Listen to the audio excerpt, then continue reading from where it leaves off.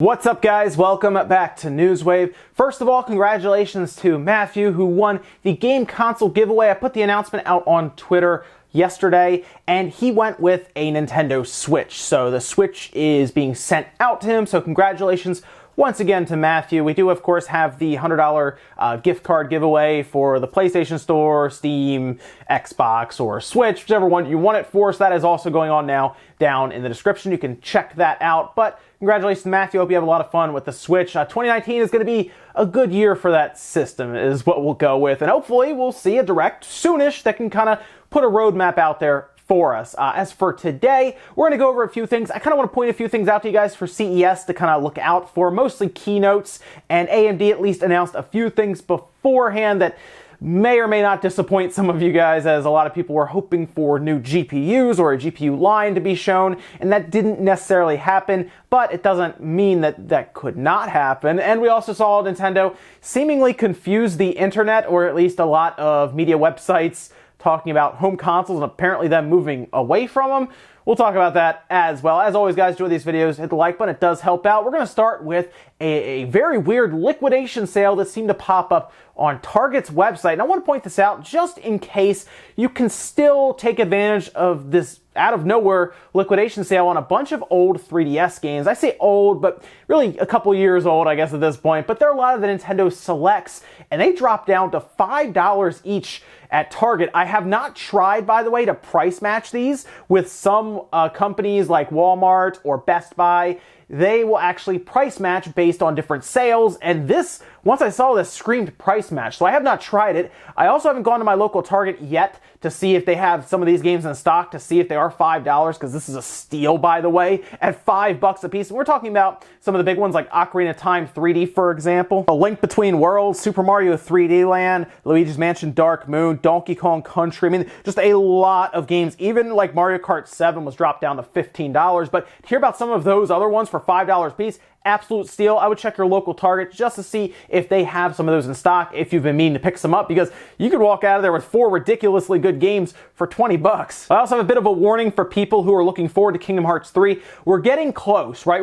We're getting there. We're still like 3 weeks away. And remember how we talked about that story a while ago where someone managed to lift several copies of Kingdom Hearts 3 from a distribution center, and they were selling them on Facebook for about $100 a piece.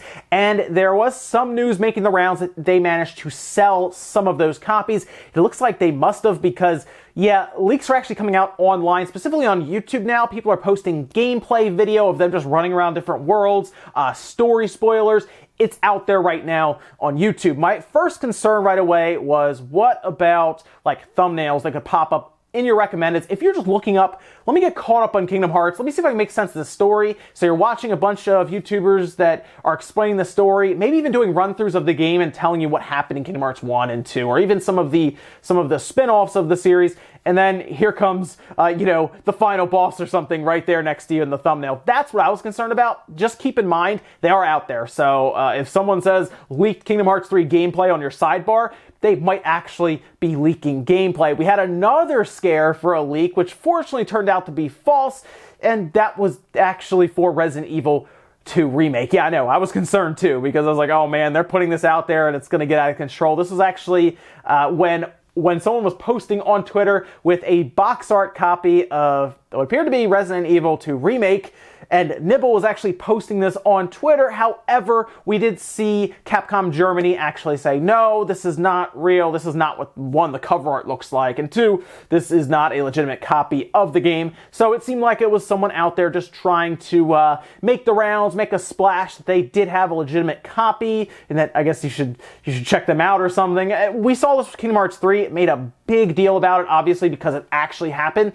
But so far, anyway, no legitimate copies of Resident Evil 2 Remake are out there, the reason they might know that is because maybe they didn't even ship them yet, right? Maybe they're on their way to distribution center and then on their way to the retailers. So if they're not even out there yet, yeah, somebody probably doesn't actually have a copy. But Kingdom Hearts 3, be concerned. At least for now, RE2, we're still okay. And with some of the quick news out of the way, let's get into the bigger stuff. We're going to start right away with Nintendo apparently leaving the home console business. It's over. they're on their way out. Actually, no, this was an odd situation that took place over the weekend when, of course, Newswave isn't running or anything, but we're going to go over it now. And it seemed to be around Nintendo having an interview with Nikkei where they actually talked about several different things. This was the president right now, Furukawa, where they were talking about how the Switch is doing, what their future plans are. And then they asked them this question that seemed to turn into Nintendo just leaving the console business, saying, have you ever run into an innovation dilemma where the company's past successes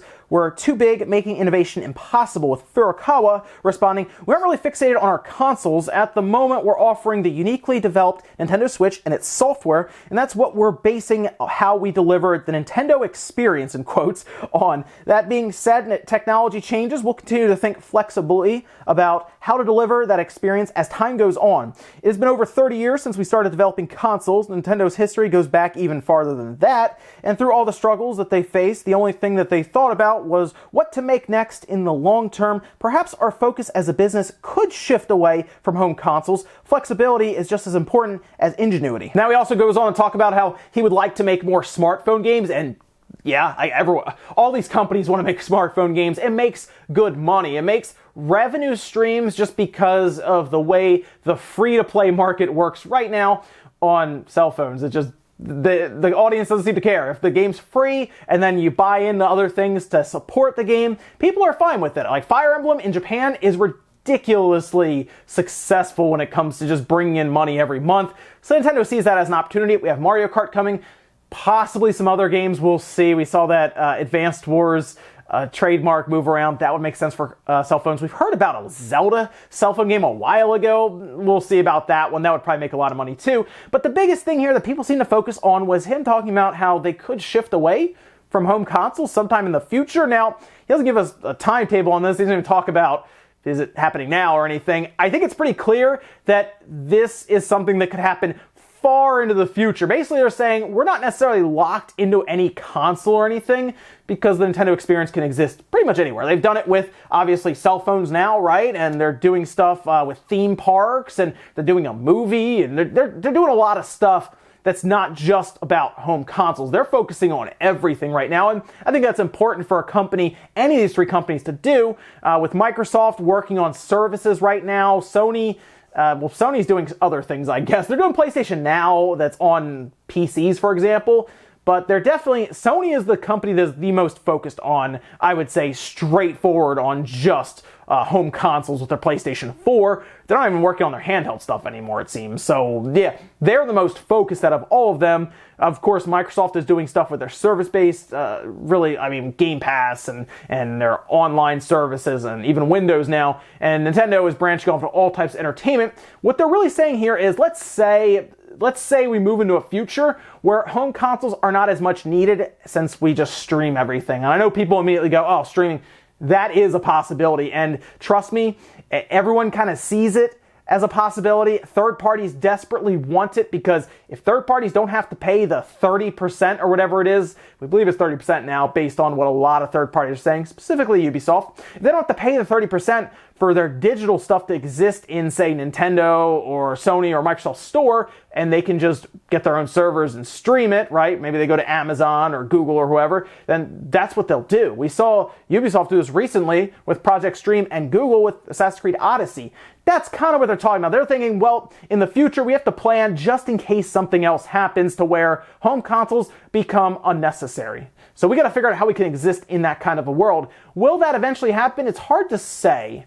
There was a point in time where I said, I don't think we'll ever move away from physical media. This is a long, long time ago when we were still working with cartridges. And here we are now where the digital era is taking over. So, I mean, maybe in 20, 30 years, we'll all be the older people with these kids running around streaming and everything. And, it'll be, in my day, we actually played the games locally on the TV or in a handheld, but who knows? They're just talking about the possibility, the idea. It's a business. You got to be ever thinking about the changing landscape, and that's basically what this is. Not leaving the console market any more than Sony. Microsoft, on the other hand, who knows what they're doing? I feel like they're not, but they sure like their service-based stuff. Next up, let's quickly talk about Skate 3, because you can now play it on your PC technically, as long as you own a copy of Skate 3 on the PlayStation 3, which you can get pretty easily, just to, tile the loose ends there, or you can just obtain it however else you want to. But the emulator that we've talked about before, the PlayStation 3 emulator, the RCPS3, I always mess that up because there's so many consonants just in a row. Anyway, RCPS3 has now become compatible with Skate 3 to the point where there's just a few audio glitches. In fact, you can actually play it in full 4K on your PC right now. So if you're not someone who has any kind of access to a PlayStation 3, a 360, an Xbox One, or just I guess an Xbox One, so it's not really on the PS4, then you can actually play it right now on your PC, which is pretty cool. That emulator, by the way, we talked about it a while ago when it first showed up. It's made a lot of progress. It plays a lot of PS3 games right now. That was an emulator, if you remember, that Atlas and Sega had a problem with because they were promoting Persona on the front page and they didn't like that. Remember they tried to shut that thing down? It didn't work out for them because emulators are not technically illegal. So yeah, it's still up. But yeah, Skate 3, you can play it on your PC now. That's pretty awesome. Next up, let's talk about CES 2019 as it kicks off today, where about 180,000 people or so are going to visit Las Vegas and check out a bunch of really cool technology that most of us can't afford yet. Some of it, however, is pretty interesting for gamers or just people who, I guess, just enjoy tech, to be honest, as we see some ridiculous TVs there. But a lot of times, AMD, Intel, Nvidia all show up there and they talk about different video cards or their progress they're making towards new GPUs or CPUs. You do see a lot of cell phone companies show up. You see Sony, for example, show up with cameras, and there's a lot of stuff happening there. And just to give you an idea of what to look forward to, there's also going to be several keynotes taking place in Las Vegas as well throughout the week. I know LG is starting things off, I believe, today, and then you also have several others going, including Hyundai, Hisense, Intel, Panasonic, Qualcomm, Samsung, Sony, TCL, Toyota. Those are all taking place fairly early on, actually. Most of those are taking place either Monday or Tuesday, and I know most of you are really looking forward to AMD, for example. That's actually taking place January 9th, so that would be on Wednesday. And what's interesting about AMD is that's the one that everyone's looking forward to because they have talked about how they're going to show new graphics products of some kind in their third generation Ryzen processors. Well, they threw us a bit of a curveball and they showed up and actually so far ahead of this show have shown us their mobile processors. Yes, they've shown us processors that are going to be going into their laptops and into Chromebooks. Yeah, this was an odd one because so far I've only ever really seen Intel in Chromebooks, and Samsung, of course, has some in some of their processors in Chromebooks as well. Now it looks like AMD is also showing up. Here's a quick look at their second-gen Ryzen mobile, courtesy of Anantech. You can see several different SKUs here that they have set up, with the top one being the Ryzen 7 3750H. It's actually a quad-core with 8 threads, which is nice, and a 35-watt TDP is fairly low. That's actually really good. And if you look right below that, the Ryzen 7 3700U, which would probably go in like an Ultrabook, is actually almost exactly the same as the 3750H minus the TDP at 15 watts instead of 35 watts. I was looking at this and I was a bit confused by it because the way everything looks the same.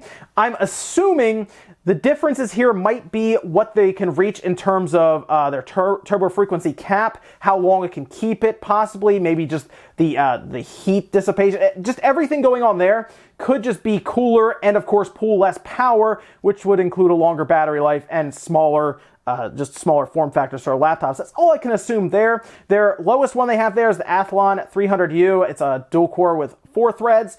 And that's so far what we've seen, minus their A6 CPUs that are going to be going into the Chromebooks, where they say it's going to be much faster than Intel's. It's about 23 to 25% faster in terms of web browsing. So if you're a big Chromebook person, it's kind of cool to see AMD show up with some Ryzen chipsets for, say, your Chromebook that maybe you'll upgrade to or from. I'm not a big Chromebook person, but I do see the benefit in something that can start up quickly, and of course use Chrome, I guess, and other apps there.